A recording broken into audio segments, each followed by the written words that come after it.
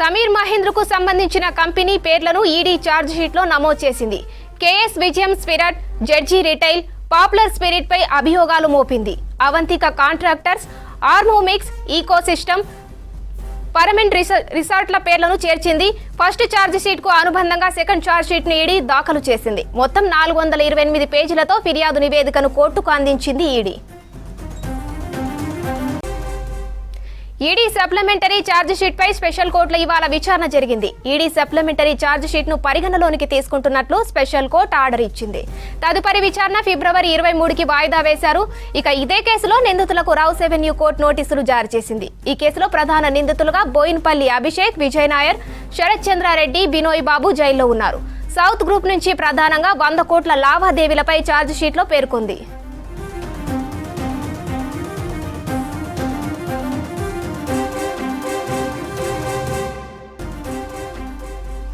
ఇక ఇదే ఇష్యూపై మనతో మాట్లాడేందుకు సీనియర్ న్యాయవాది బాలకృష్ణ అందుబాటులో ఉన్నారు. బాలకృష్ణ గారు నమస్కారం అండి. నమస్తే. సిబిఐ దర్యాప్తు చేసింది, మరి ఈడీ ఛార్జ్ షీట్ ఫైల్ చేసింది, కోర్టు ముందుకు ఆధారాలు వెళ్ళినట్లు కూడా తెలుస్తుంది. మరి నెక్స్ట్ ఎలా ఉండబోతుంది? ఛార్జ్ షీట్ లో ఏమంటే జరిగిన విచారణకు సంబంధించి వీళ్ళకు కూడా కొన్ని సంబంధాలు ఉన్నాయని చెప్పేసి ప్రొడ్యూస్ చేశారు. కానీ దానికి సంబంధించి అంటే ఇంకా ఈ 428 పేజ్ డాక్యుమెంట్ నేను పూర్తిగా చదవలేదు. తగిన ఆధారాలు కానీ ఉన్నట్లయితే దాన్ని బేస్ చేసుకొని ట్రయల్ జరుగుతుంది. ఛార్జ్ షీట్ లో వాళ్ళ పేర్లు ప్రస్తావించినంత మాత్రాన ఖచ్చితంగా వాళ్ళు తప్పు చేసినట్టు కాదు, ఖచ్చితంగా వాళ్ళకి శిక్ష పడుతుందనేది కాదు. సో ఛార్జ్ షీట్ లో అయితే వాళ్ళ పేర్లు ఉన్నాయి, కవిత గారి పేరు, అలాగే కేజ్రీవాల్ గారి పేరు. మరి దానికి సంబంధించిన సాక్ష్యాధారాలు ఏం సబ్మిట్ చేశారు అనేది మళ్ళీ దాని మీద ట్రయల్, వాద ప్రతివాదనలు జరుగుతాయి. అకార్డింగ్లీ ఏదో ఒక డెసిషన్ అనేది కోర్టులో వస్తుంది.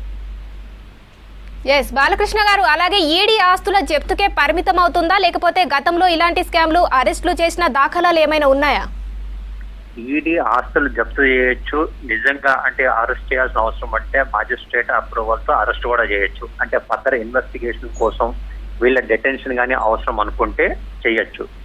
అయితే ఇక్కడ కవిత గారు కానీ లేకపోతే కేజ్రీవాల్ గారు కానీ లెజిస్లేటర్ హోదాలో ఉన్నారు కాబట్టి okay, central level government permission లేదే వీళ్ళని అరెస్ట్ చేయడానికి ఉండదు. అయితే ఈ కేసులో మొత్తంగా వీళ్ళు అరెస్ట్ అయ్యే అవకాశం అయితే లేదు. కానీ ఇప్పటికిప్పుడు సబ్సీక్వెంట్ గా కన్విక్షన్ జరిగితే ఆ తర్వాత ఏమన్నా అయ్యే అవకాశాలు అయితే ఉంటాయి. రైట్. ఎస్ బాలకృష్ణ గారు, అలాగే సాక్షుల యొక్క స్టేట్మెంట్లు, టెక్నికల్ ఎవిడెన్స్, నేరం చేసిన వాళ్ళ చిట్టా అన్ని కోర్టుకు సమర్పించారు. మరి ముందు ఎలా ఉండబోతుంది? అదే అండి, ఇప్పుడు ఈడీ తన ఇన్వెస్టిగేషన్ కంప్లీట్ చేసి ఛార్జ్ షీట్ ఫైల్ చేసింది. ఈ ఛార్జ్ షీట్ ని ఖచ్చితంగా అక్యూజ్డ్ కానీ ఎవరి పేర్లో దీనిలోనే వాళ్ళు కంటెస్ట్ చేస్తారు. ఆ కంటెస్ట్ జరిగినప్పుడు ఖచ్చితంగా ట్రయల్ జరిగింది. ట్రయల్లో ఏమవుతుంది అనేది అంటే ఇప్పుడు ఈడీ తన వాదన తను వినిపించింది, వీళ్ళ వాదన వీళ్ళు వినిపిస్తారు. ఇరు వర్గాల వాదనలు విన్న తర్వాతే కోర్టు ఏ నిర్ణయమైనా తీసుకుంటూ ఉంటుంది. ఈడీ ఛార్జ్ షీట్ లో వీళ్ళ పేర్ల ప్రస్తావనంత మాత్రాన ఖచ్చితంగా వీళ్ళు నేరానికి పాల్పడ్డారని కాదు, ఖచ్చితంగా వీళ్ళకి శిక్ష పడుతుందని కాదు. ఆ విధంగా ఉండదు అసలు. రైట్, థ్యాంక్ యూ బాలకృష్ణ గారు.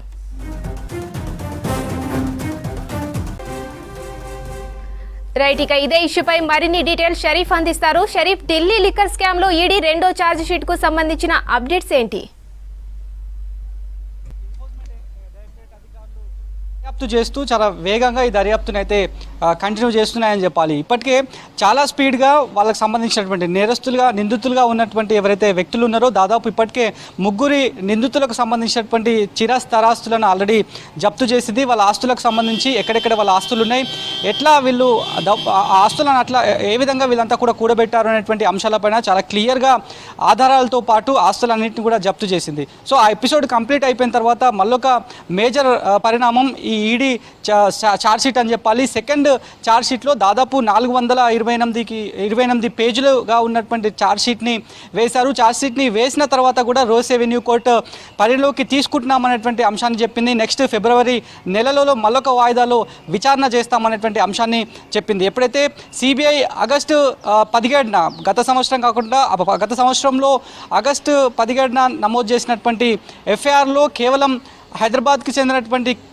అరుణ్ రామచంద్ర పిల్లై పేరు మాత్రమే తెరవేదికి వచ్చింది. ఆయన పైనే ఆరోపణలు రావడం జరిగింది. ఆ తర్వాత ఆయన్ని విచారణ చేసిన తర్వాత సిబిఐ అధికారులు చాలా ప్రదేశాల్లో ఇటు హైదరాబాద్తో పాటు తెలంగాణ, ఏపీలో కూడా చాలా ప్రదేశాల్లో కూడా సోదాలు నిర్వహించారు. సోదాలు నిర్వహించిన తర్వాత ఇది పెద్ద కాన్స్పిరసీ జరిగింది.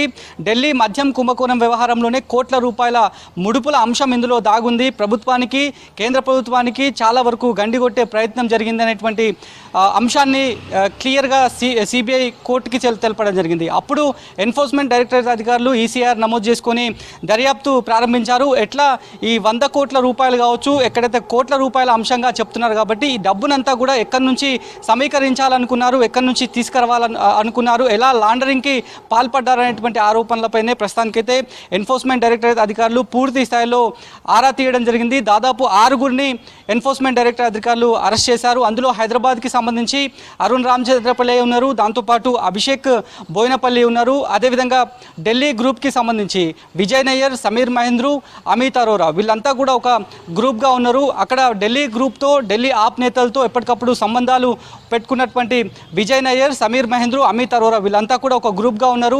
వీళ్ళంతా తెలంగాణకి, ఏపీకి సంబంధించినటువంటి వ్యక్తులని లాబియింగ్ చేయడానికి, వాళ్ళతో మాట్లాడడానికి, L1 లైసెన్స్ల వ్యవహారంలో వాళ్ళకు సంబంధించినటువంటి స్పిరిట్ల సంస్థలకు ఏ రకంగా కమిషన్ రావాలి అనేటువంటి ఇష్యూలోనే పూర్తి స్థాయిలో వీళ్ళంతా కూడా మాట్లాడుకున్నారు. ఎక్కడ వీళ్ళంతా కూడా మాట్లాడారు, ఏ సమయంలో హైదరాబాద్కి వచ్చారు, హైదరాబాద్కి వచ్చిన తర్వాత మళ్ళా వీళ్ళంతా కూడా అక్కడి నేతలతో, అక్కడి బ్యూరోక్రాట్స్తో, అక్కడ ఉన్నటువంటి ఎక్సైజ్ అధికారులతో మాట్లాడడానికి వీళ్ళు ఏ రకంగా వెళ్ళారనేటువంటి ఆధారాలన్నింటినీ కూడా ప్రస్తుతానికైతే అభియోగాలు మోపుతూ కూడా ఛార్జ్షీట్లో మెన్షన్ చేయడం జరిగింది. ఈడీ అధికారులు అందులో క్లియర్గా మెన్షన్ చేయడం జరిగింది.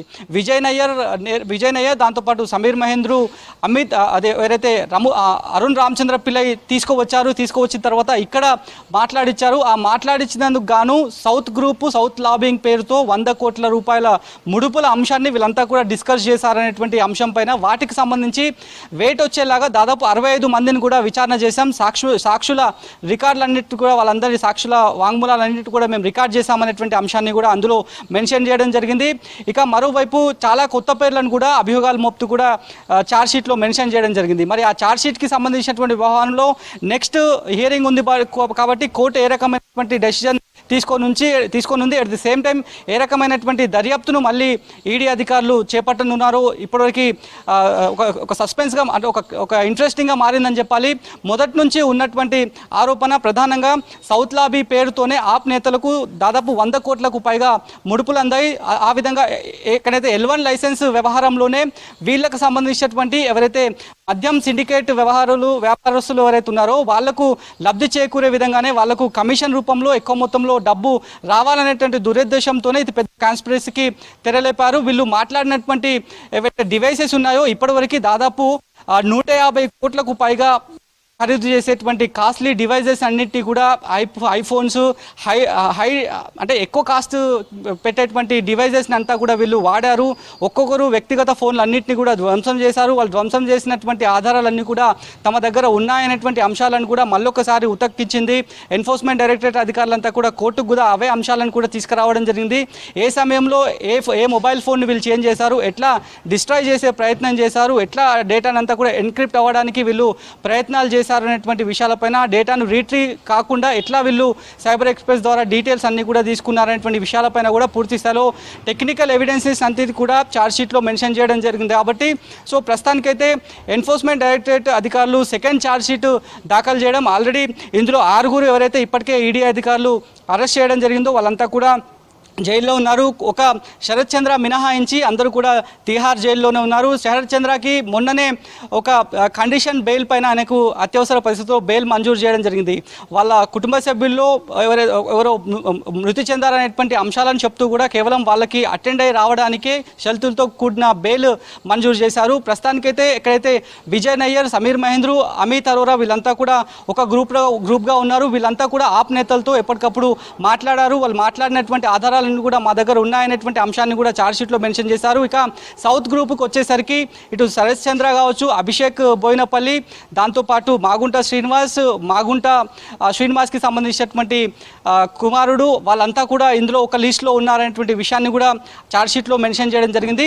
సో వీళ్ళంతా కూడా ఇండోస్పిరిట్ పేరుతో దాదాపు 65% వరకు కూడా వీళ్ళు కమిషన్ అంతా కూడా తీసుకున్నారు. దాంతోపాటు ఢిల్లీలో ఉన్నటువంటి మద్యం వ్యవహారం చాలా పాతదిగా ఉన్నటువంటి పాలసీ, అది ఉద్దేశపూర్వకంగానే 2021కి సంబంధించినటువంటి పాలసీని ఇటు తెలంగాణ, పశ్చిమ బెంగాల్లో ఏ తరహానైతే ఎక్సైజ్ పాలసీ ఉందో అదే తరహాలోనే అక్కడ కూడా రూపకల్పన చేయాలి. అట్లా చేయాలనేటువంటి ఉద్దేశంతోనే అట్లా ఆఫీసర్లు అంతా కూడా వీళ్ళు చెప్పే విధంగా డ్రాఫ్టింగ్ అంతా చేయడము, ఆ పాలసీని అంతా కూడా రెడీ చేయడానికే ఈ కిక్ బ్యాక్స్ అన్నింటినీ కూడా వీళ్ళు ముడుపుల రూపంలో వాళ్ళకు ఇచ్చే ప్రాసెస్ జరిగింది. వీళ్ళు కుట్రపూరితంగానే ఇంత డబ్బును ఒక్కొక్క వ్యక్తిగతంగా వీళ్ళంతా కూడా తీసుకోవాలనుకున్నారు అనేటువంటి అంశాలపైనే ప్రస్తుతానికైతే ఛార్జ్షీట్లో మెన్షన్ చేయడం జరిగింది. కాబట్టి ఇక ఈ ఇస్తానన్నటువంటి 100 కోట్ల వ్యవహారంలో ఒకవేళ వీళ్ళు ఎక్కడి నుంచి వీళ్ళంతా కూడా లాండరింగ్కి చేశారు, ఈ డబ్బునంతా కూడా ఎవరెవరి దగ్గర నుంచి ఎట్లా ట్రాన్స్ఫర్ చేసుకున్నారు, ఏ రకంగా ఈ డబ్బు అంతా వచ్చి ఢిల్లీకి చేరింది, పలానా వ్యక్తులకు చేరింది అనేటువంటి అభియోగాలు ఈడీ మోపుతుంది. కాబట్టి వాళ్ళకి ఎట్లా వచ్చి చేరాయనేటువంటి విషయాలపైన ఫర్దర్గా ఈడీ అధికారులు అయితే ఎస్టాబ్లిష్ చేసే అవకాశం అయితే కనిపిస్తోంది. ఇప్పటికే దాదాపు 60 మంది సాక్షుల వాంగ్మూలాలను రికార్డ్ చేసినట్టు, దాదాపు ఇప్పటివరకు ఫోన్లు ఎవరెవరైతే ధ్వంసం చేశారో వాళ్ళ ధ్వంసం చేసినటువంటి లీస్టులను కూడా మెన్షన్ చేయడం జరిగింది.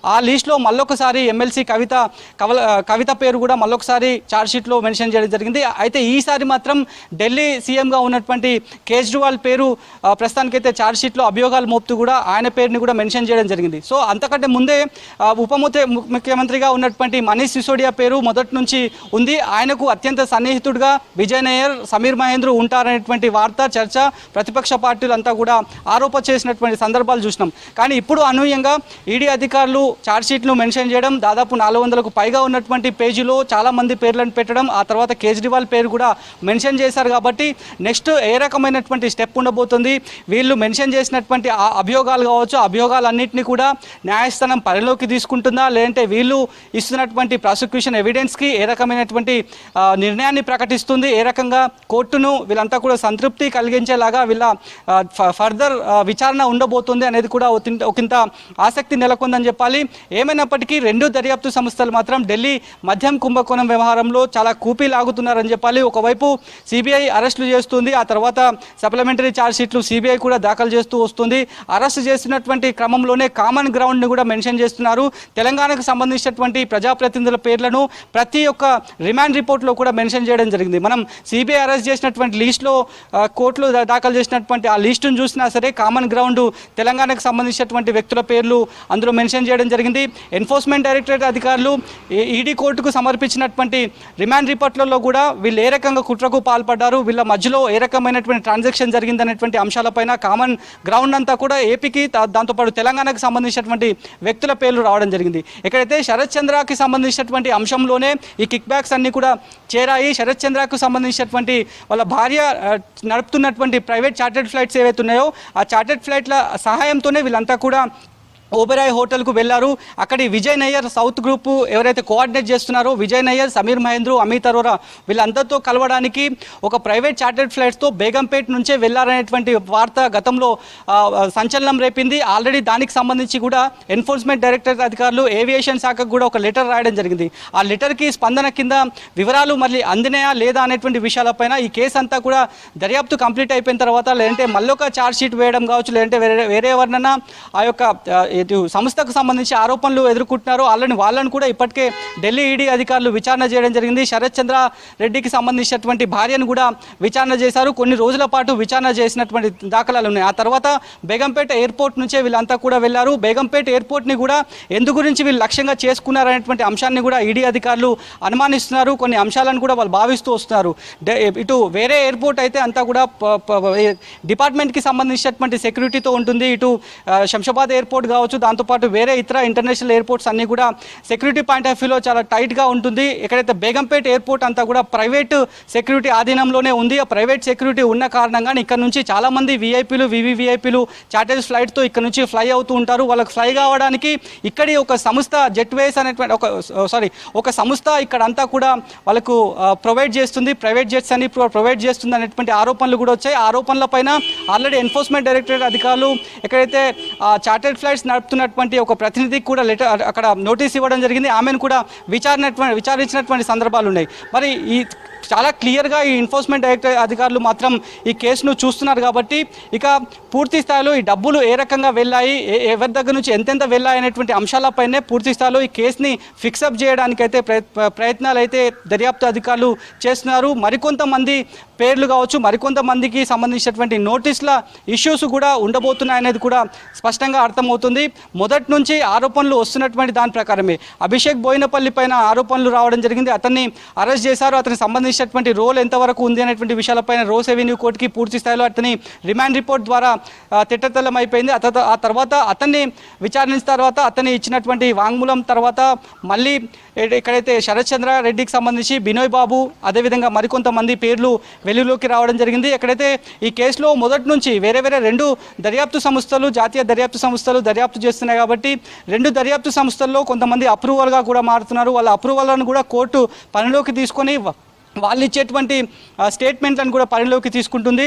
సో మొత్తంగా ఈ కేసులో మాత్రం మొన్న ఈడీ జప్తు చేసినటువంటి ఎపిసోడ్ ఒకంత ఇంట్రెస్టింగ్ అయితే ప్రస్తుతం సెకండ్ ఛార్జ్ షీట్ని కూడా ఈడీ అధికారులు నమోదు చేసినటువంటి ఛార్జ్ షీట్ని కోర్టు కూడా కన్సిడర్ చేయడం మరొక మేజర్ బ్రేక్గా కూడా చూడాలి. ఇక ముందు ఏ రకమైనటువంటి స్టెప్ ఇందులో ఉండబోతోంది, పూర్తి స్థాయిలో రాజకీయ ప్రముఖులతో, కొంతమంది బ్యూరోక్రాట్స్తో ఇదంతా కూడా ముడిపడి ఉంది. కొన్ని కోట్ల రూపాయల అంశంగా ప్రస్తుతానికైతే చర్చ జరుగుతున్నటువంటి అంశంలోనే ప్రస్తుతానికైతే ఏ రకమైనటువంటి డెవలప్మెంట్ నెక్స్ట్ ఉండబోతుందో చూడాలి.